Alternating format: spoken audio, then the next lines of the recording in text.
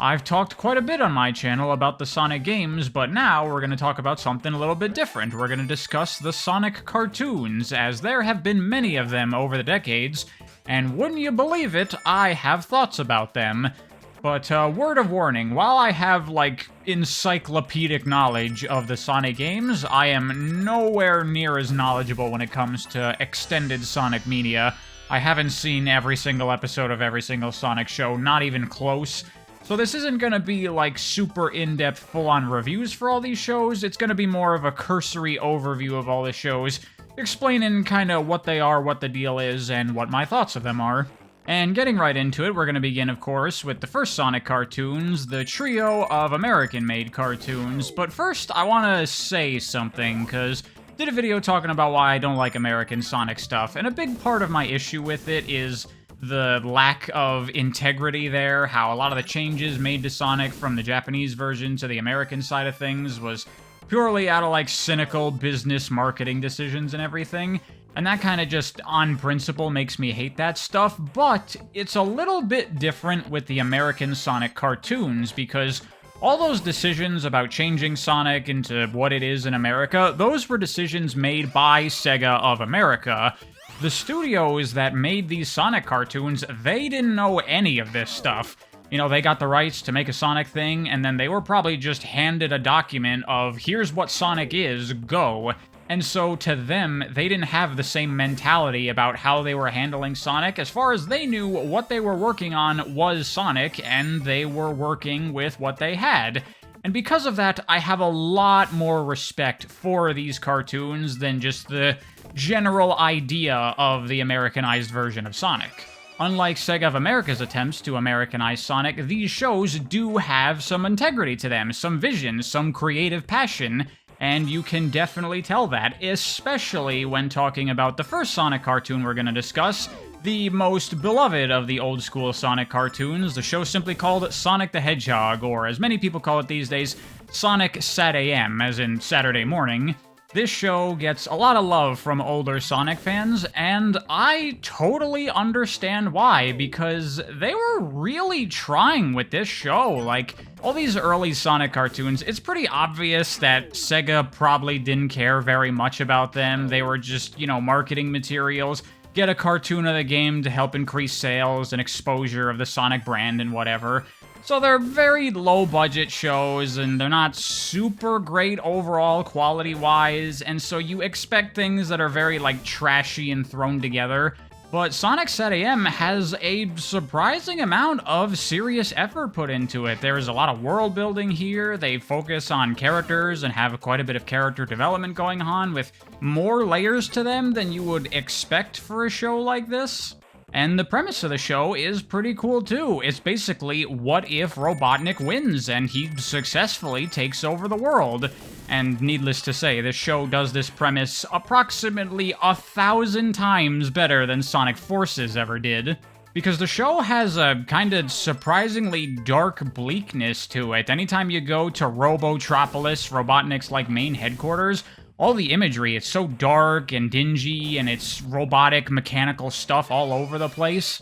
You see animal characters that have been turned into robots working for Robotnik against their will, and Sonic and his friends are the last remaining survivors, and they form the Freedom Fighters, a resistance group trying to take back the world, but the show does a really good job of demonstrating that they're really on the back foot, that they don't really have a lot of resources, and they have to be very scrappy with how they approach taking down Robotnik's stuff, because he has all the power in the world, so they gotta come up with these plans and sneak in and infiltrate and, take things apart from the inside. And even if they manage to win the day by the end of the episode, it only ever feels like a small victory. They took down one of Robotnik's power plants or whatever, and yeah, that's cool, but there's still a lot of work to be done. And it works really well as a format for a show like this. There's even some episodes that don't have a happy ending. In this show, Sonic has his Uncle Chuck that raised him, and he got roboticized, and Sonic eventually finds him and tries to help him out, but, he's being controlled by Robotnik's, roboticization or whatever. But then they find a process to, kind of snap him out of it and get him back to how he normally is. but it's only temporary, and by the end of the episode, he turns back to normal, and they have to find a way, eventually, in the future, to restore him to normal completely, and that's gonna take a while, and who knows if they'll ever be able to do it. And that's the kind of stuff I would not expect to see in like a low-budget, piece of crap, made-for-marketing cartoon like this. But it's very clear that the studio making this and the creators behind the show, they were really trying hard. They were putting in their all to make the best show that they could. And another thing I like about the show is that despite it's clearly doing a lot of its own thing, it does still take an effort to incorporate some proper Sonic stuff in there. The environmental theming of Sonic is totally here. They show like what the world was like before Robotnik took over, and it's all beautiful, and there's all kinds of nature everywhere. And then Robotnik wins, and now everything is dark and dingy, and there's pollution everywhere, and Robotnik even has lines about like how he loves the smell of smoke and things like that. And one small detail that I quite appreciate is all the new characters in this show, the Freedom Fighters, you know, Sally and Bunny and Rotor. Most of these characters were actually based off the critters from Sonic 1. In fact, in the English localization of Sonic, Ricky, the squirrel character, was renamed to Sally Acorn, so they took that idea and fleshed it out into more of a full character. And then, yeah, you see you got, like, Rotor, he's a walrus, based off of the walrus animal character, and Bunny is obviously based off the rabbit. Of course, those animal critters aren't, like, really much of characters at all in, like, actual Sonic, so they basically just made up entirely new characters, but the fact that they based them on existing things from the games, I do really appreciate that detail. Speaking of the characters, I do want to say that I think a lot of the Freedom Fighters are not bad at all. Again, they have a surprising amount of stuff going on. Definitely the most fleshed out one is obviously Sally, because she's kind of like the secondary main character of the show, being Sonic's love interest and everything. And she bounces off of Sonic very well with his, like, super sarcastic, everything's a joke, doesn't take anything seriously. And she's kind of like the foil to him. She's very responsible, and she kind of realigns him. But then he also acts as a foil to her, and it helps her, you know, cut loose every now and then when she's taking things too seriously. But also, her character has some extra layers going on, with her being the princess, and her dad was, like, captured by Robotnik when he took over, so she's worried about him, and, you know, obviously her whole kingdom is ruined. But also, her place amongst the Freedom Fighters, she's kind of like the mom of the group. She's, like, responsible and kind of in charge of everyone surviving back at their home base. The show does a really good job of establishing, like, a big group dynamic of all these people trying to get by together, and it works very well, I would say.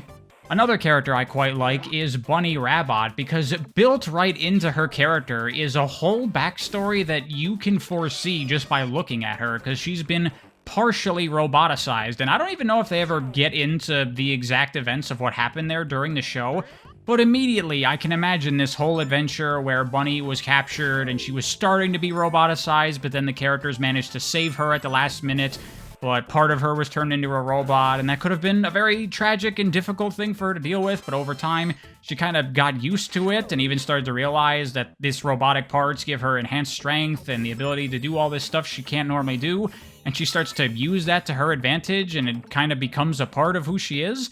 It's like all that stuff is just in the background just from this character being the way she is. And all the other Freedom Fighters are fine characters as well. Antoine is kind of like Sonic's romantic rival. He's also vying for Sally, but he's like a cowardly romantic, so they use him a lot as the butt of many jokes. He's like your C-3PO type character. Rotor is probably one of the less developed characters as far as what I've seen. He's kind of just like the mechanic guy.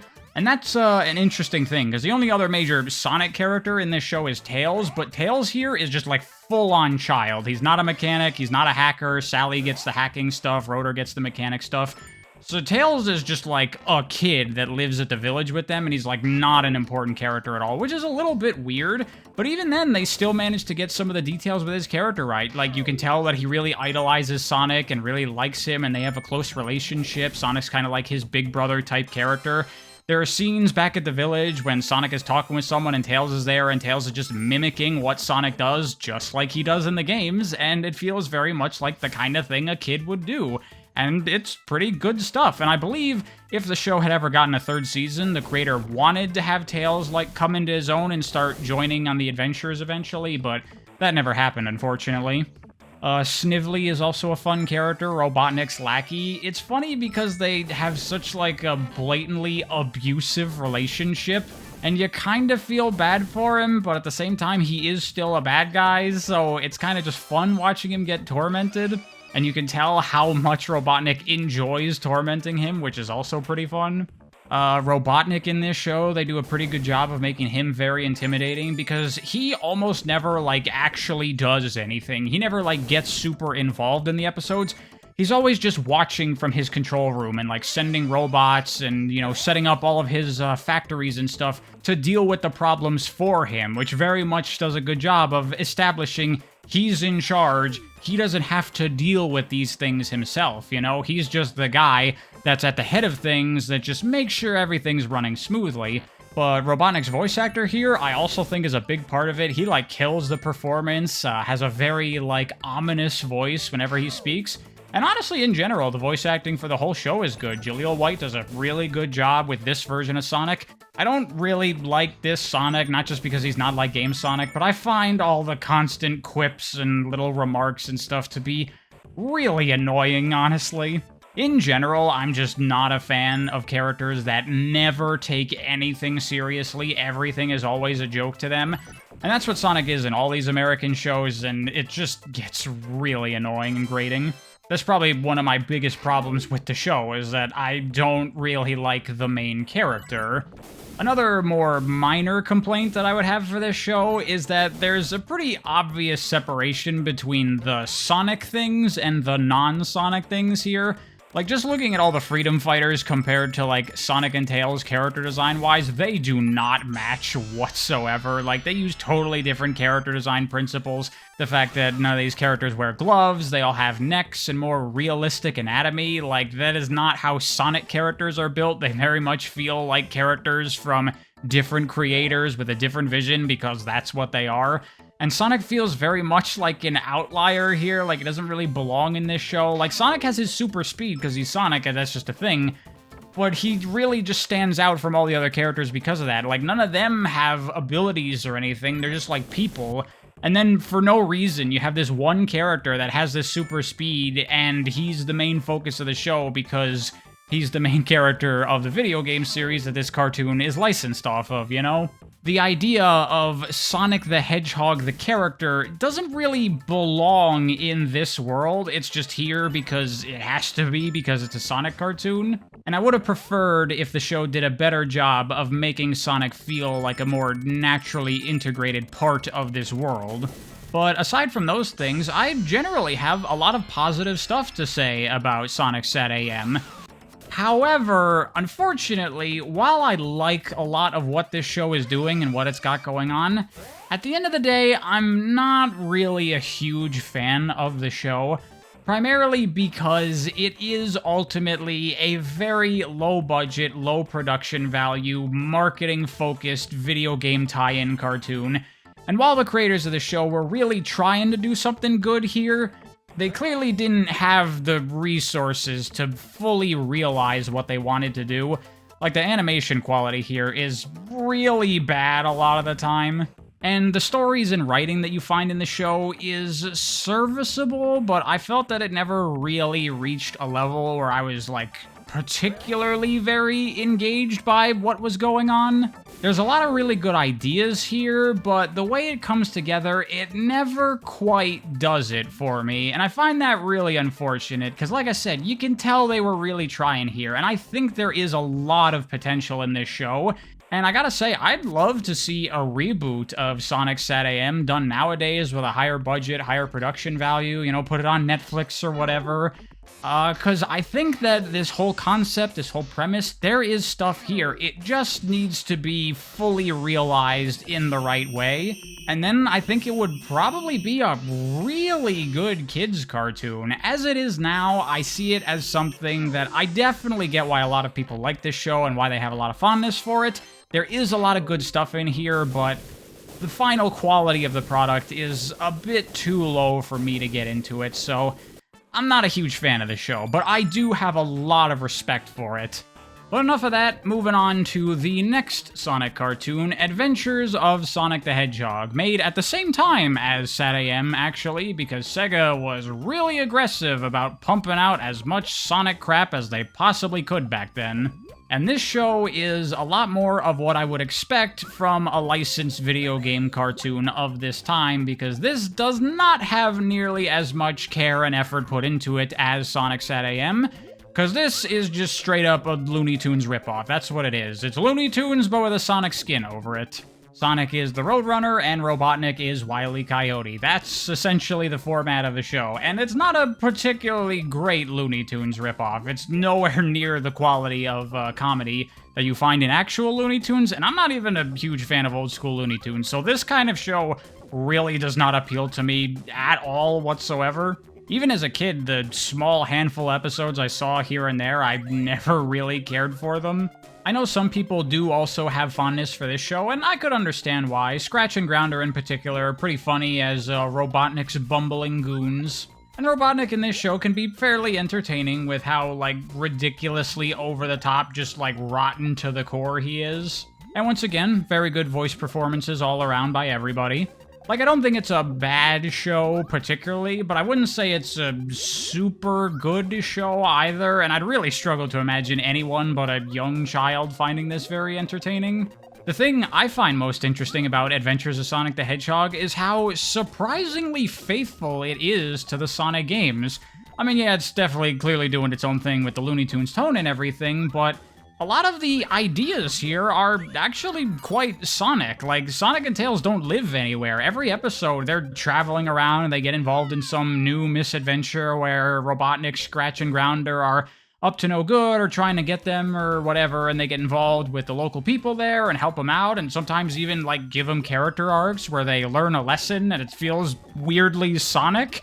And Robotnik is, like, really over the top trying to do all this, like, bad environmental stuff where he's like, I'm gonna destroy this forest so I can build mines here to get the material to build my monument to my glory. And it's like, okay, yeah, that checks out. That's some Sonic stuff right there. But even, like, some specific things from the Sonic games are here. Like, they go to specific zones from the games, and they even go to, like, special stages, which they call the Warp of Confusion from, like, the Americanized lore. That's what they call it, and it's, like, a weird thing. I don't even understand why they made these changes.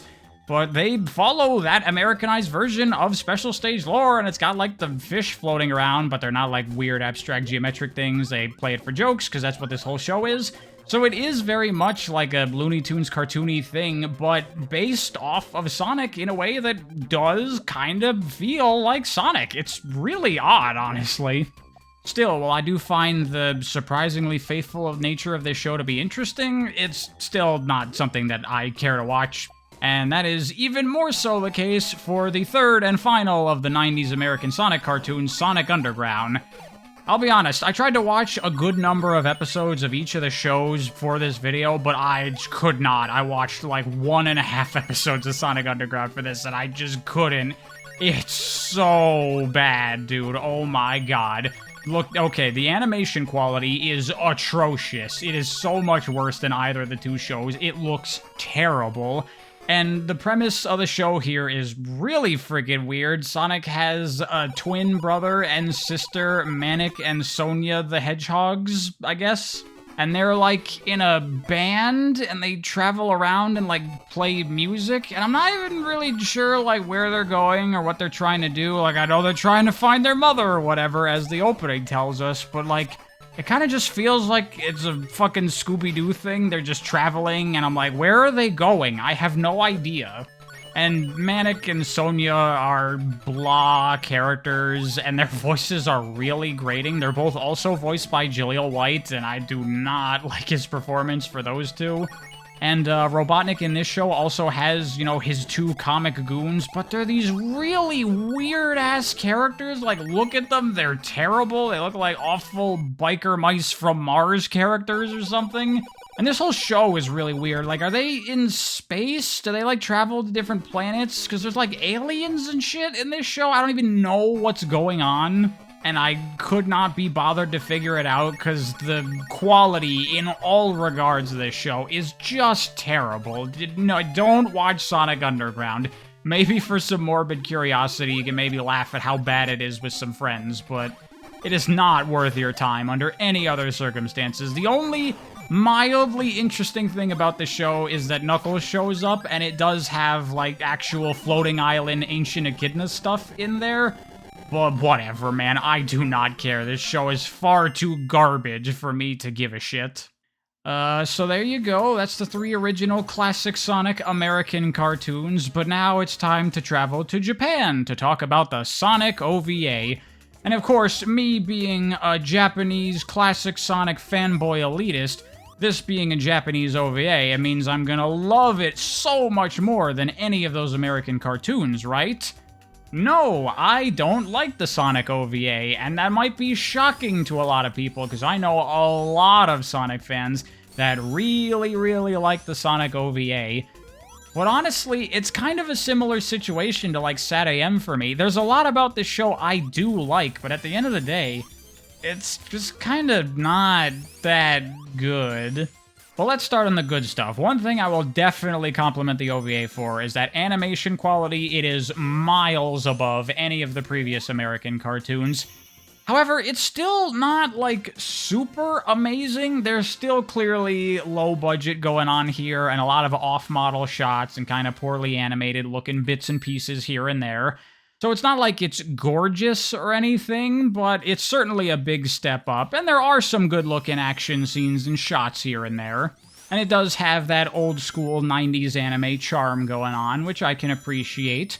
But still, not in love with the animation and visuals of the show. I think Sonic's design is a little bit weird, like his spikes on his head are really, really tiny, and his legs are really long. They're clearly very heavily inspired by the Sonic CD animations here, and I like that, but it's definitely not up to that caliber or quality, unfortunately.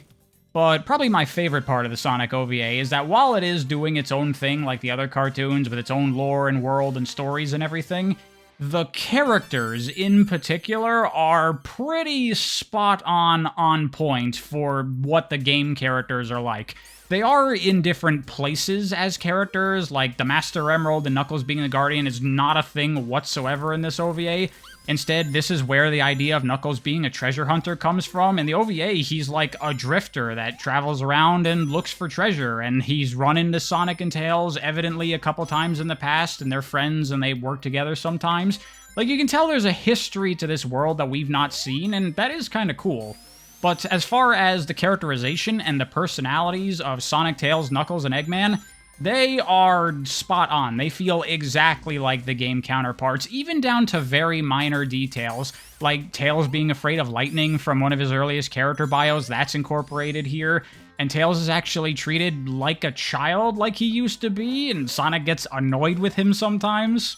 And I mean, Sonic and Eggman are as on point as they could possibly be. The opening of the OVA is Sonic sitting on the beach listening to music. That is the most Sonicest thing you could possibly have him doing to start off your story.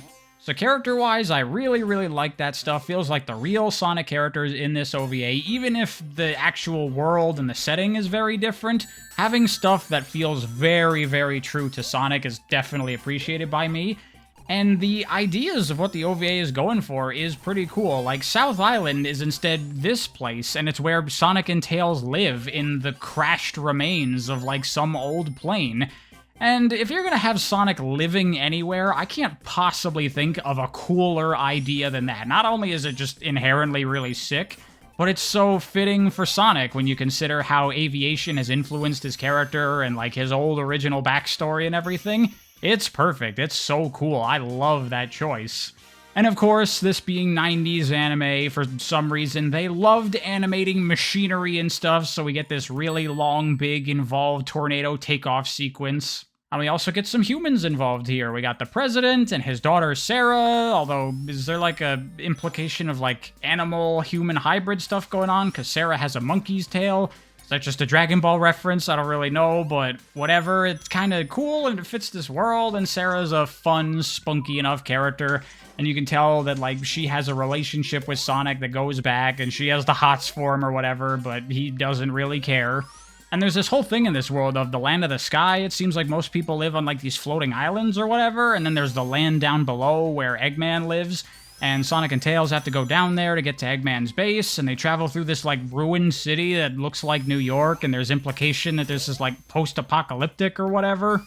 There is a pretty cool world that they built here for this OVA that I would have liked to see more of, and that was the idea, because the OVA was a pilot for a potential Sonic anime that I guess the OVA didn't do very well, so that never ended up happening.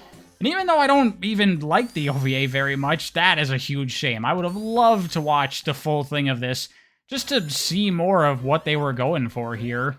Another thing I really like about the OVA that feels very true to Sonic is the music. The soundtrack here sounds like it could be music from a Sonic game. If you've not watched the OVA and don't care for it, I would say at the very least check out the soundtrack. You would be shocked that you're not listening to a game soundtrack. But of course, the big thing we gotta talk about here is Metal Sonic, because let's not kid ourselves here. The OVA is what made Metal Sonic for most Sonic fans, because prior to this, Metal Sonic was, like, not a character. He was just an Eggman robot that was, like, a copy of Sonic. Had no personality, no characterization, no nothing. It wasn't until the OVA that they really did something cool with Metal Sonic. This is, like, the origin of Metal Sonic's identity complex, with him being a copy of Sonic and that kind of developing in the games. It all starts here, and they kind of do a nice little thing about it with the end here, where Metal Sonic, he's built off of Sonic's data, so he can do everything Sonic can do, but he also kind of has some of Sonic's personality. But, you know, he's programmed by Eggman, so he fights Sonic and does bad things, but then at the end, it's like the Sonic programming in him takes over, and he saves the president, and then he sacrifices himself at the end, saying that there's only one Sonic. He accepts that he has been defeated by Sonic, and he is not the real Sonic, and so he allows himself to be destroyed. And a big thing about the OVA that needs to be said is it's very clear that Sonic Team must have really liked this, because we see a lot of these ideas starting to crop up in the Sonic games. Shiro Maekawa, in particular, pulled a lot of stuff from this. I mean, the very core premise of Sonic Adventure 2 is very similar to this, right? We have another Sonic running around doing bad things, framing Sonic and making people think that he's up to no good. That character having a turn toward the end of the story and becoming a bit of a good guy, the president getting involved, Knuckles being a treasure hunter, Metal Sonic's identity crisis that became the focus of his character in Sonic Heroes. A number of things in the Sonic games do have their roots here in the OVA. It's possible that if not for this, we never would have gotten Shadow the Hedgehog. That character might never have been created, because Sonic Team would have never been inspired to do a story about a Sonic imposter had they not thought, hey, the OVA did that and that was really cool. Let's do our own version of that kind of story. So that's very interesting, but I do find it a little bit weird with some of the things they took. Like Knuckles being a treasure hunter, okay, that's what he is in the OVA world, but that is completely separate from Knuckles, the Guardian of the Master Emerald from the games, and it's weird that they just, like, glued that to his character in the games and just said, that's a thing now, deal with it. Seems very, careless, but I suppose that's nothing new for Sonic Team. By the way, I probably have to mention Knuckles' hat here, because for some reason people are obsessed with this frickin' hat. And I'll be honest, I don't really care for the hat. I don't have a problem with the hat. I don't really have many feelings towards it one way or the other. It's fine. It's kind of cool for Knuckles to wear a hat, but I don't really care, honestly. But anyway, yeah, like SatAM, there's a lot about the Sonic OVA that I do like. The major problem for me is on the story, because it is incredibly thin here. There's, like, nothing going on. Things feel incredibly rushed, and the plot feels like there was supposed to be a lot more going on here, but they just didn't have the time, so just go, go, go, get through all these plot points as quickly as possible, which is kind of another thing SA2 takes from this. And honestly, I think a number of the action scenes here go on for a lot longer than they need to. Like when Sonic and Tails are fighting against Black Eggman, which, yeah, that's the Japanese name for Metal Robotnik. Weird, but okay. That scene goes on forever, and there's not a whole lot of story progression happening there. it's just them fighting him, and then they get in trouble, and then Knuckles shows up. And why did that have to go on for like 9 minutes? I know it's an action thing, but there is such a thing as too much action. You need your action to be pushing the story forward, and if it's not, then it can eventually become egregious and pointless. So because of those problems, I don't particularly like the Sonic OVA. Like, I would not recommend this to anybody besides Sonic fans. But it is very charming. I think if it just had some better writing in there, a better story, it could have been very, very good, and I would have liked to see the anime of this show. I put this right next to SatAM as a thing that I think had a lot of potential that unfortunately just wasn't quite realized. It was realized a bit better here, but the quality still wasn't 100% there. Now, jumping forward many, many, many years, let's talk about Sonic Boom. And I'm gonna be straight with you, I do not care for Sonic Boom at all. I know a lot of people enjoy this show, but it's just not for me. This show, hailing from the 2010s, it very much feels like that era of Sonic kind of crystallized into this hyper-focused form. You know, the Sonic games, they got Pontac and Graff as writers, and they were trying to be very cartoony and silly and just be focused on jokes and everything, and that's what this is. This is a sitcom show with characters that look like Sonic characters and kind of have their abilities, and that's about as far as it goes. I mean, maybe I'm overextending to say these characters look like Sonic characters because, boy howdy, these redesigns are atrocious. I think they're terrible. I have nothing good to say about any of them.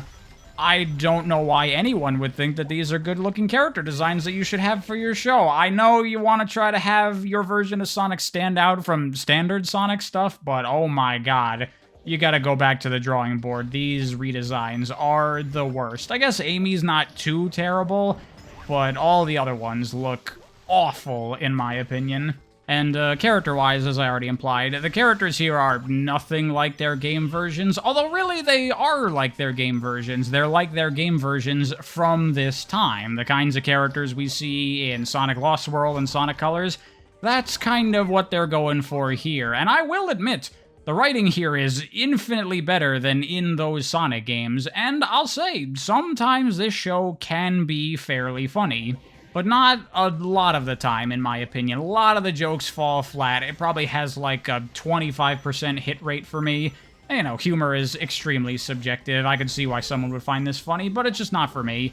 These kinds of sitcom shows also really don't appeal to me, so I don't get a whole lot out of this. The most positive thing I have to say about Sonic Boom is that it could be a nice repository for this kind of Sonic, the Pontac and Graff, very silly type of Sonic in the games. If you just, like, keep it in Sonic Boom as its own thing, then I guess that works, that's fine.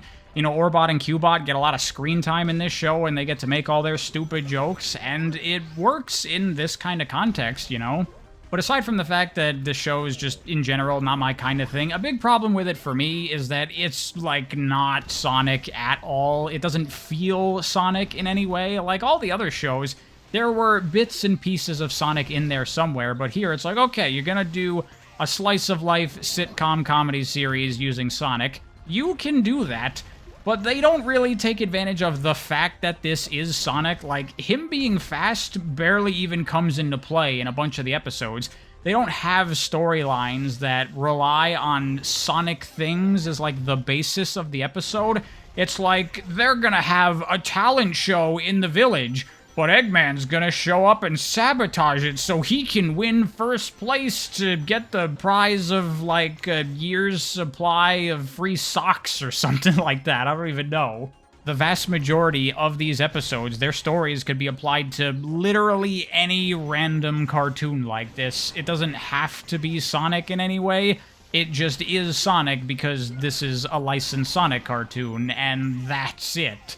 So I'm really not a fan of that. I like my Sonic things to feel like Sonic instead of just some random cartoon. And the new character Styx here, I'm very ambivalent toward. She's fine enough for this show and what it's going for. She's like the crazy survivalist conspiracy theory character, and they just use her for a bunch of jokes and storylines like that. Very typical kind of stuff, nothing that you haven't already seen before in other kids' things. It's whatever, it's fine. It's a fine show, it's just not for me. Although one thing I do absolutely need to criticize, visually this show looks like shit. The animation quality is terrible. So much of the stuff in it looks really, really bad. Not just the animations, but even like the way the rendering is done looks really basic and bad. And you throw that on top of the character designs that I think are hideous, and I just cannot stand looking at this show, so do not like Sonic Boom. I guess while I'm talking about this, I'm sure people are curious my thoughts on the Sonic Boom games. I'm not going to do a review for those games because I don't really care much for them, so I'll just say it all right here real quick. Rise of Lyric, as you know, is a piece of shit. It's terrible. It's one of the most boring games I've ever played in my life. Shattered Crystal is okay. It's fine-ish, sort of. And then Fire and Ice is basically the same as that, but a little bit better. It's by far the best Sonic Boom game, but still nothing, like, amazing that I think you have to go check out. All the Sonic Boom games I think you could just pass on. There's nothing really too great there. And there you go. There's my thoughts on most of the Sonic cartoons. I didn't mention Sonic Prime here because I have a whole dedicated video reviewing that, so you can go check that out if you want. And I'm sure people are going, Pariah, you didn't talk about Sonic X. Well, that's because Sonic X is another show that I have a lot to say about. And I'm going to be doing a whole dedicated video to Sonic X, so look forward to that. I hope you enjoyed listening to a grown man prattle on about children's cartoons.